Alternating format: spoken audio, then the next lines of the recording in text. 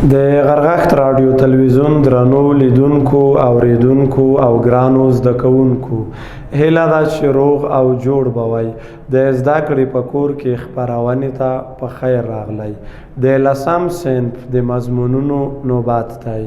د ریاضي په مضمون کې نن ورځ د باقیمانده په قضیه باندې خبرې کوو. د باقی قضیه یا د باقیمانده قضیه. د باقی قضیه چې دا د پولینومونو د ویش په عملیه کې د باقی د پیدا کولو یوه اسانه طریقه ده. د باقیمانده د قضیې په واسطه تاسې کولی شئ چې د پولینومونو د ویش څخه چې کومه باقی په لاس راځي هغه په لنډ او اسانه ډول سره ترلاسه کړئ. لومړی د دې قضیې ثبوت ته راځو یا مفهوم یې څه شی دی. مفهوم یې دا دی، فرض کوئ پی ایکس یو پولینوم دی. پی ایکس یو پولینوم دی. دا د ایکس منفي ای په یوه بل پولینوم باندې تقسیم شوی دی. پی ایکس مقسوم پولینوم دی او ایکس منفي ای مقسوم علیه دی. که چیرې پی ایکس پولینوم په ایکس منفي ای باندې وویشل شي نو د دې ویش څخه فرض کوئ دا مو په ایکس منفي ای باندې تقسیم کړي، یو څه خو به په خارجي قسمت کې رسیږي. خارجي قسمت کې چې څه شی رسیږي هغه پولینوم په کیو ایکس باندې وښیئ. کیو ایکس خارجي قسمت شو او دا چې دلته ضربوئ فرض کوئ د دې پولینوم د ویش په نتیجه کې آر څه شی دی؟ آر د باقی په ډول پاتې کیږي. آر پاتې یا باقی راښیي. نو اوس څه ډول کولی شو پرته د دغې تقسیم د عملیې څخه یا پرته له دغه اوږده ویش څخه څنګه په اسانۍ سره کولی شو چې آر یا باقیمانده ترلاسه کړو. د آر د پیدا کولو طریقه دا ده چې لومړی به مقسوم علیه له صفر سره مساوي ونیسئ. طریقه قاعده یې دا ده، بیا وروسته ثبوت کوو.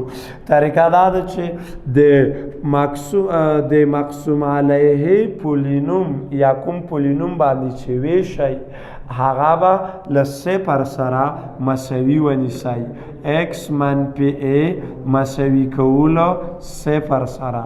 له دې ځای نه به د ایکس قیمت ترلاسه کړئ. ایکس قیمت په مساوي شلو ای سره. دغه ایکس مساوي ای قیمت به راواخلئ. دا قیمت په څه شي کې په مقسوم کې وضع کوو. دا قیمت په مقسوم کې وضع کوو، یعنی د مقسوم د پولینوم قیمت پیدا کوو په کومه نقطه کې؟ په ایکس مساوي ای کې. په مقسوم کې چې وضع کوي یعنی مقسوم پولینوم څه شی دی؟ پی ایکس دی. پی ایکس کې چې ای وضع کوي پی ای، دغه پی ای مساوي دی له پی ای بو مساوي له آر ریمایندر یا باقی سره مساوي شي. په دې ترتیب باندې کولی شئ چې باقی د باقیمانده په قضیې سره ترلاسه کړئ. یعنی ته عملیه داسې شوله چې لومړی مقسوم علیه یعنی ایکس منفي ای یا دلته چې کومه افاده لیکلې وي دا به له صفر سره مساوي ونیسئ. د ایکس قیمت به ترې پیدا کوئ. ایکس مساوي ای. دا د ایکس قیمت به راواخلئ په مقسوم پولینوم کې به یې د ایکس پر ځای وضع کوئ. چې کله یې وضع کوئ پی ای، پی ای خپله د باقی یا ریمایندر څخه عبارت دی. په همدې اوس دغه خبره چې پی ای څنګه له آر سره مساوي کیږي دا مطلوب دی. غواړو چې دغه خبره ثابته کړو. د دې خبرې د ثبوت طریقه دا ده چې لومړی غواړو چې د پی ایکس پولینوم ترلاسه کړو. په لنډ ډول یې داسې ثبوت کوو چې اوس پی ایکس پولینوم څنګه بیرته ترلاسه کولی شئ؟ پی ایکس مساوي کیږي له مقسوم علیه خارجي قسمت په مقسوم علیه کې ضرب کیږي او باقی ورسره جمع کیږي. هر وخت چې تاسو تقسیم میزان کوئ لکه په یو عددي مثال کې فرضاً تاسو سل راواخیستل په شپږو باندې مو تقسیم کړل څو ورسېدل 14 ضرب شپږ نوي 4 باقی شول. اوس بیرته چې دا میزان کوئ یا بیرته چې دغه د سل عدد ترلاسه کوئ څه کوئ دغه خارج قسمت 14 په شپږو کې ضرب کوئ شپږ نوي او باقی چې موجود وي هغه ورجمع کوئ.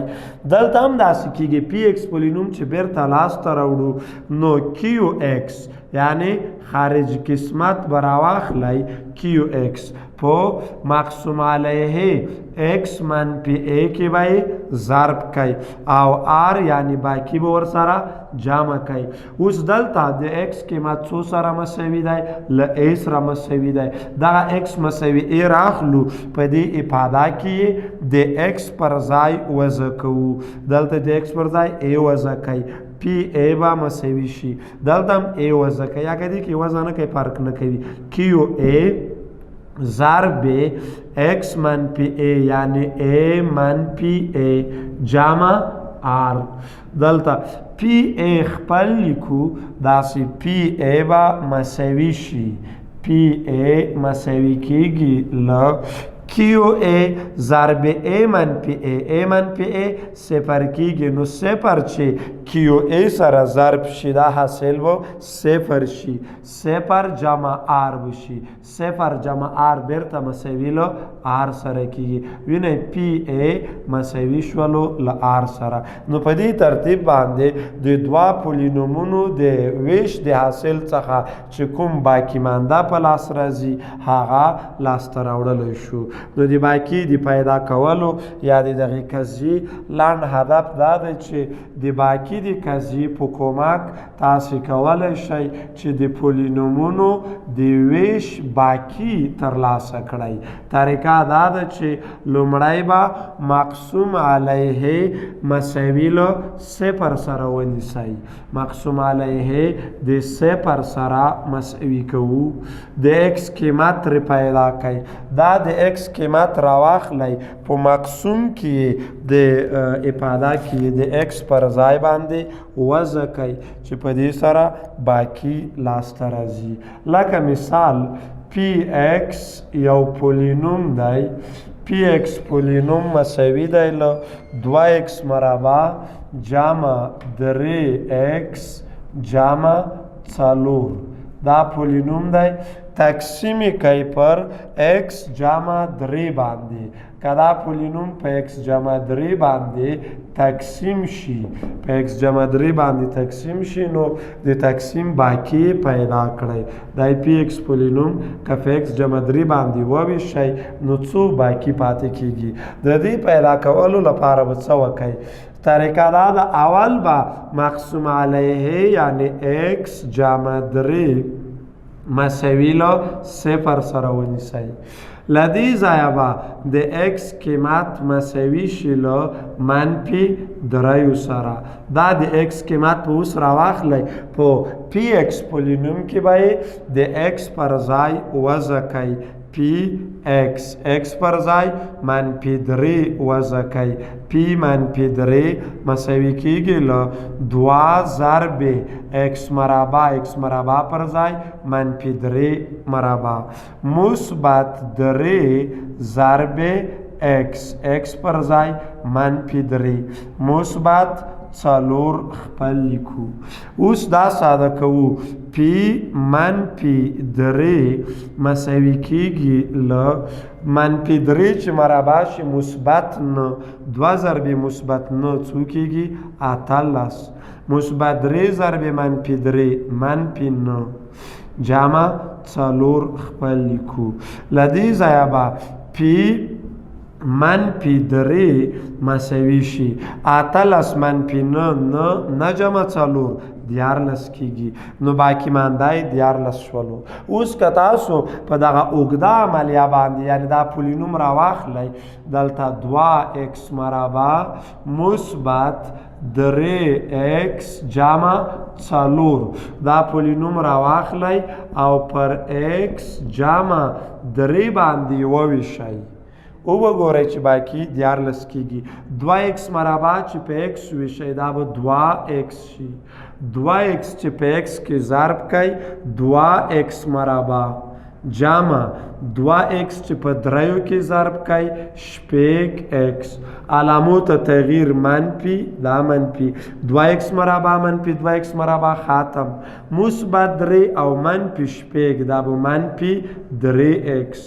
او مثبت 4 خپل منفي 3x چې په x ویشئ دا به منفي 3 ورسي منفي 3 ضرب x منفي 3x منفي 3 ضرب مثبت 3 منفي 9 دا مثبت دا علامه مثبت کیږي منفي 3 او مثبت 3 ختمیږي مثبت 4 مثبت 9 14 شي 14 دی باقي په ډول ویني دلته هم په لاندې ډول 14 عدد مونږ ته دی باقي په توګه پلاس راغلی دی څو نورو مثالونو ته راځو همدا د باقي مانده په طریقه کې پاتې کیږو بل مثال راکړل شوی دی چې که 2x مکعب منفي x منفي x مربع منفي اوه دا په x منفي 2 باندې تقسیم شي نو باقي پیدا کوي وینئ د دې ویش باقي څه ډول پیدا کوئ اول x منفي 2 مساوي له 0 سره ونیسئ x منفي 2 مساوي 0 نیسو له دې ځایه به x قیمت مساوي په 2 سره شي دا د x قیمت 2 اوس راواخلی په مقسوم پولینوم کې وضع کوي r به مساوي شي r یعنی باقي مانده مساوي کیږي 2 دلته وضع کوو 2 ضرب 2 مکعب منفي 2 مربع منفي 9 مساوي کیږي 2 چې مکعب شي 8 کیږي 2 ضرب 8 14 منفي 2 مربع 4 منفي 14 منفي 4 12 منفي 9 15 شي نو باقي مانده یا څو پاتې کیږي 15 که بیا داسو عملا دا افاده راواخلی په x منفي 2 یې وویشئ وګورئ چې باقي همدا 15 عدد پاتې کیږي بل مثال ته راځو بل مثال راکړ شوی دی چې که 15x مربع جمع x منفي 9 دا افاده په x جمع 1/2 باندې وویشل شي نو باقي پیدا کړئ که دا افاده راواخلو په x جمع 1/2 باندې وویشو نو څو باقي په لاس راځي لومړی څه وکئ x جمع 1/2 مساوي له 0 سره نیسو له دې ځایه به د x قیمت مساوي له منفي 1/2 سره شي x مساوي منفي 1/2 منفي 1/2 راواخلی په مقسوم کې د x پر ځای وضع کوي 15 ضرب x پر ځای منفي 1/2 مربع مثبت x پر ځای منفي 1/2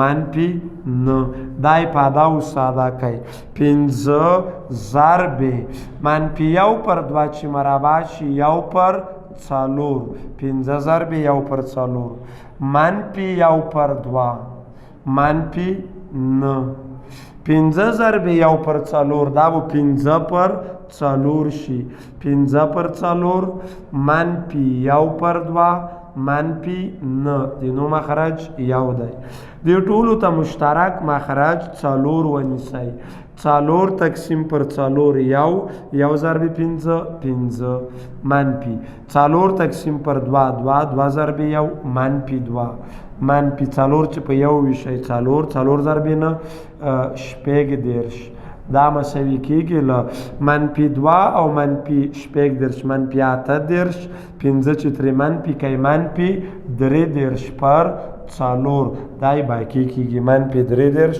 پر 4 باقي دی بل مثال حل کوو. داسې یو مثال دی چې کچیرې پی وای یو پولینوم وي او دغه پولینوم مساوي دی د لاس وای مکعب جمع اوه وای مربع منفي وای منفي 11. دا کچیرې په دوه وای مثبت یو باندې وویشل شي په دوه وای جمع یو باندې تقسیم شي نو باقي د دې پیدا کوي. لومړی به څه وکړئ؟ لومړی دوه وای جمع یو دا مساوي له صفر سره نیسو. له دې ځایه به دوه وای مساوي شي له منفي یو سره. دواړه خواوې که په دوو باندې وویشل شي نو وای مساوي کیږي له منفي یوې پر دوه سره. دا د وای قیمت یعنی منفي یو پر دوه اوس راواخلی د پی په پولینوم پی وای په پولینوم کې د وای پر ځای وضع کوئ. آر به مساوي شي لاندې ورته آر لیکم دې ځای نه قیمت وضع کوو.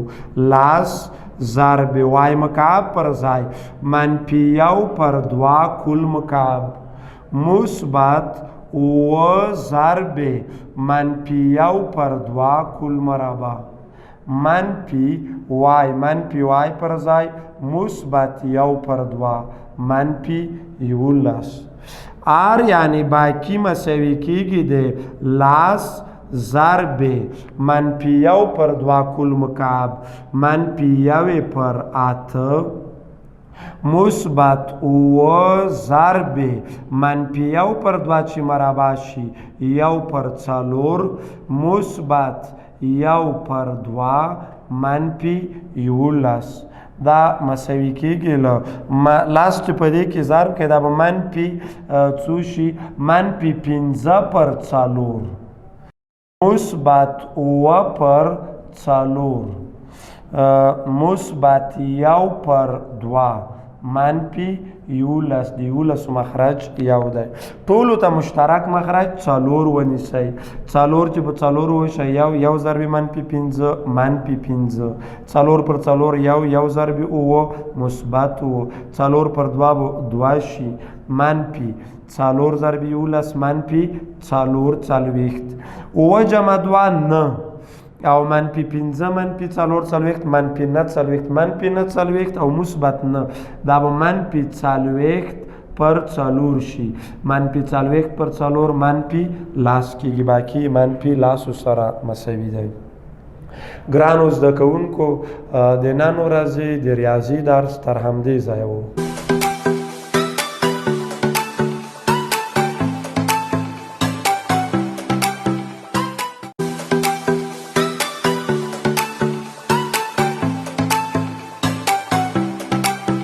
ګرانو زده کوونکو د لسم صنف د فزیک په مضمون کې نن ورځ د وکتورونو په جمع کولو باندې خبرې کوو.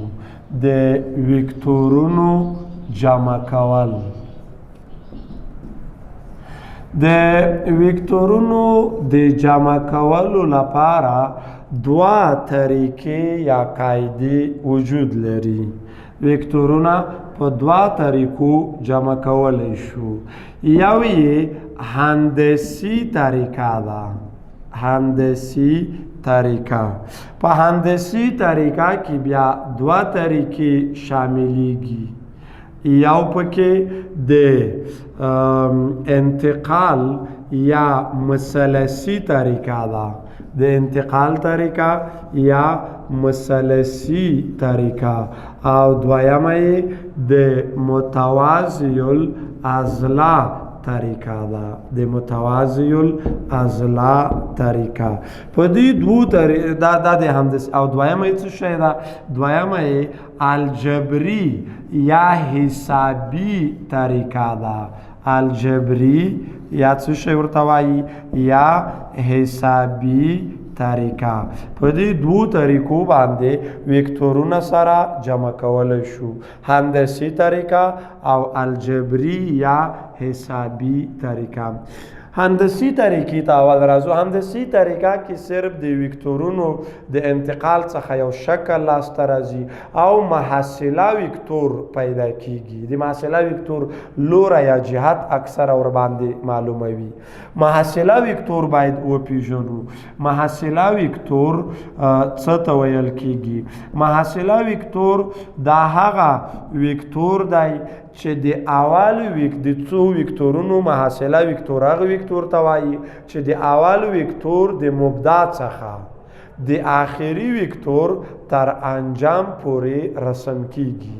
هغه وکتور چې د لومړي وکتور له مبدا څخه د آخري وکتور تر انجام پورې رسم کیږي دې ته محصله وکتور ویل کیږي. انتقال او د متوازی الاضلاع طریقو ته لومړی راځو. فرض کړئ دوه یا څو وکتورونه یې راکړي دي. لومړی په مثلثي طریقه باندې خبرې وکړو.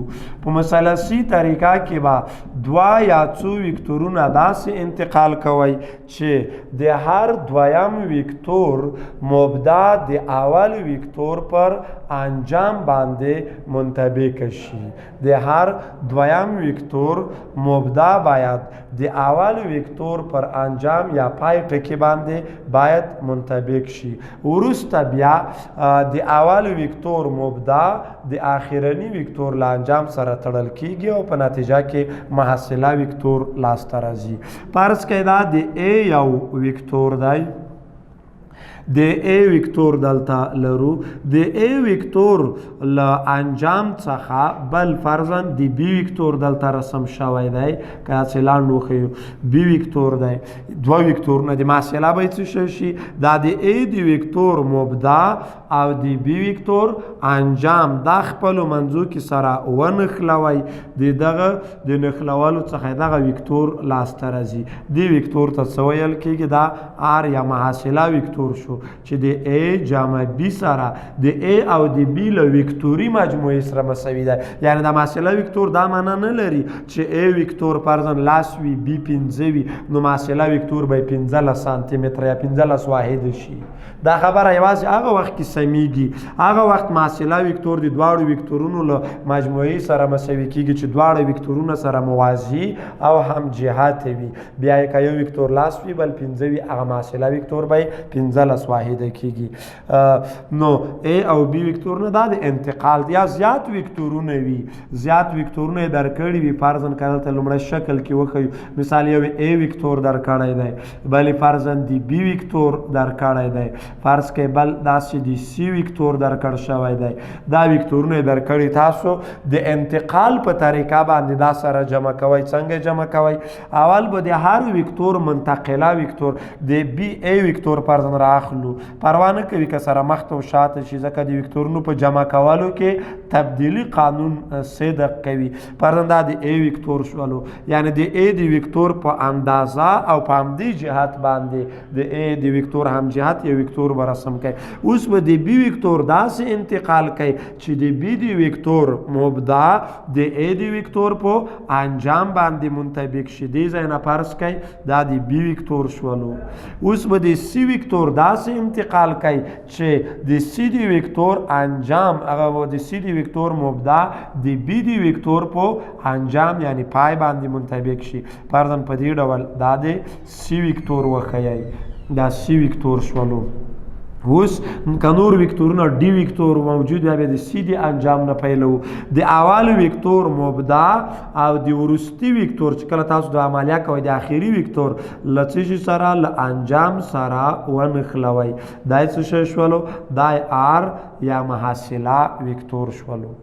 دا محصله وکتور کوم وکتور ته وایي؟ هغه وکتور ته وایي چې د اول وکتور له مبدا څخه د اخرنی وکتور انجام ته رسم شي دای محاصله وکتور دی په دې ډول ښودلی شو دای او د متوازی الاضلاع په طریقه بیا څنګه کیږي د متوازی الاضلاع په طریقه به دواړه وکتورونه داسې انتقال کړی چې د دواړو وکتورونو مبدا وي یو پر بل باندې منطبق شي د متوازی الاضلاع طریقه کې فرض کړئ دوه وکتورونه دي یو دا د A وکتور دی A وکتور او دې ځای کې فرضاً د B وکتور لرو دا دوه وکتورونه د متوازی الاضلاع په طریقه جمع کوي لومړی کوم وکتور لومړی د A وکتور رسم کوي خط کش شو دا وسایل کاروي پکې د A وکتور دی په هماغه اندازه به رسموي او کوم لوري ته چې جهت لري په خپل جهت باندې دا A وکتور شو اوس به د B وکتور داسې انتقال کوي چې د B وکتور مبدا د A د وکتور په مبدا باندې منطبق شي دواړو وکتورونو مبدا وي به یو پر بل باندې منطبق کوي دا د بی وکتور وښیي فرض کړئ دا د بی وکتور شولو اوس څه وکړئ اوس به د A د وکتور د انجام څخه د بی وکتور لپاره یو مساوي وکتور رسم کوي یعنی چې د بی سره مساوي وي چې کله مساوي خبره شوله نو دا معنی چې باید ورسره موازي وي ورسره هملوری وي د A د وکتور له انجام څخه د بی وکتور ته یو مساوي وکتور څنګه کوو رسمو چې ورته موازي وي اوږدوالی ورسره مساوي وي یعنی دا باید د بی وکتور په اندازه وي د دې او د بی د وکتور له انجام څخه د A وکتور لپاره یو موازي رسم کوي چې ورسره مساوي او موازي وي دا وکتور شو دواړه دلته اوس یو دا متوازی الاضلاع بشپړ شوله اوس متوازی الاضلاع کې یو کوتر رسم کوي محاصله وکتور مبدا باید د دواړو وکتورونو په مبدا کې وي او جهت باید د مقابل راست طرف ته رسموي دغسې به یو وکتور دلته محاصله وکتور شي دغه څه شولو دې خواته به جهت رسموي یعنی د محاصله وکتور مبدا به د دواړو وکتورونو په مبدا کې واقع وي او جهت به مقابل راس خواته دا د متوازی الاضلاع کوم کوتر چې دی دا څه شی راښیي دا محاصله وکتور راښیي د A او B محاصله شوله په دې ترتیب د متوازی الاضلاع او د مثلث طریقې استعمالولی شئ دا طریقې بیا په 11 سین فزیک کوی برخه کې هم تاسو بیا هم تکرار کړئ دلته 10 سین په فزیک کې څه لږ لږه یادونه ورڅخه کړې ده دومره لږ ځانونه ورباندې پوه کړئ بل راځو د وکتورونو جمع کول په حسابي طریقه دا طریقه کتاب کې راخیستې نه ده خو په لارښود کې یادونه کړې ده چې ښوونکی باید زده کوونکو ته د دغې طریقې په اړه هم څه وضاحت ورکړي دویم راځو کومې طریقې ته د حسابي طریقې ته حسابي یا بعض کتابونو کې ورته الجبري طریقه وایي یعنی په دې کې محاسبه ترسره کیږي وکتورونه به عملا د محاصله وکتور به عملا حسابوي محاسبه به یې کوئ په دې کې څلور حالتونه وایو الف یا اول حالت دا دی چې که وکتورونه موازی او هملوری وي اول حالت دا دی چې که وکتورونه موازی او هملوری وي نو محاصله وکتور د نوموړو وکتورونو د جمع له حاصل سره مساوي دی که وکتورونه څنګه وي موازي او هملوري وي فرض کړئ A وکتور دی دلته د B وکتور لرو دواړه وکتورونه موازي او همجهت وي نو محاصله وکتور ته که R وایو ریزلټانټ وکتور یا محاصله وکتور په R وښیو محاصله وکتور مساوي کیږي د دواړو وکتورونو د جمع د حاصل سره A وکتور جمع B وکتور سره یعنی فرض کړئ که د A وکتور دلته وښیو په یو مثال کې وښیو د A وکتور فرضاً لاس یونټ دی A وکتور اوږدوالی څومره دی لاس واحده دی لکه لاس سانتي متره لاس متره یا بل واحد ځکه دا خو وکتور دی وکتوري کمیت کیدای شي لاس نیوټنه وي کیدای شي قوت ری هدف وي سرعت هدف وي A وکتور لاس واحده دی او د B وکتور مساوي اوه یونټ ته یا اوه واحده دی. نو محصله وکتور به څومره شي؟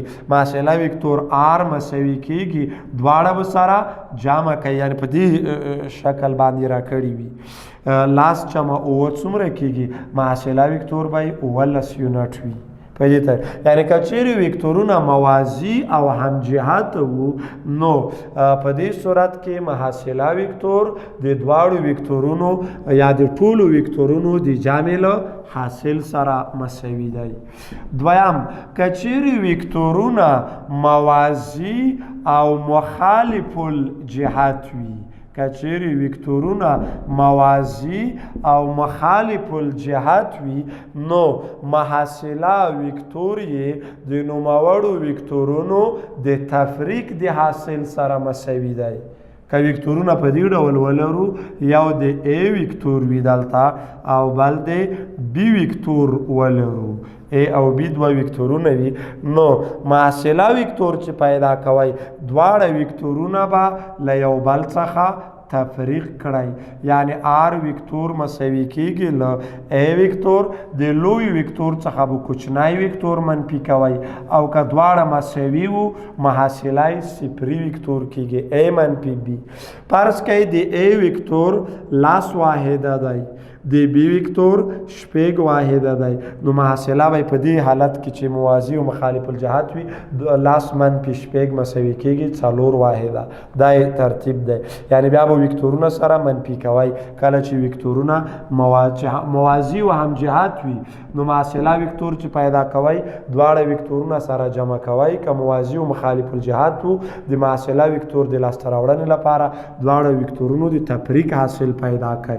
د تفریق په حاصل کې باید حدس دا وشي چې د لوی وکتور څخه کوچنی وکتور کم شي.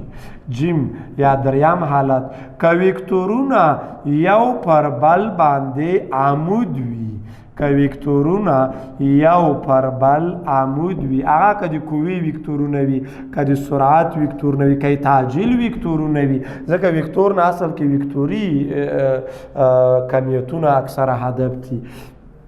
نو بیا محصله څنګه پیدا کوئ؟ فرض کړئ دوه وکتورونه دي، یو د A وکتور دی او بل د B وکتور دی، دا یو پر بل باندې متعامد د عمود د منځ کې زاویه 90 درجې جوړه شوې ده. نو بیا به R څنګه پیدا کوئ؟ R د دوی محصله وکتور دی، R وکتور مساوي کیږي له دواړه وکتورونه به مربع کوي، A وکتور مربع جمع د B وکتور مربع او د جذر لاندې ونیسئ. دواړه وکتورونه مربع کوو سره جمع او د دویم یا مربع جذر لاندې ونیسئ. د بیلګې په توګه په همدې حالت کې که د A وکتور مساوي 3 سانتي متره فرض په اوږدوالي باندې وښیم او د B وکتور 4 سانتي متره وي نو محصله وکتور به څومره وي؟ یعنی وکتورونه په د عمود حالت کې په نظر کې ونیسئ. نو R وکتور به مساوي شي له A وکتور به مربع کوي جمع B مربع کوي د دویم جذر لاندې ونیسئ، مساوي کیږي A وکتور څومره دی؟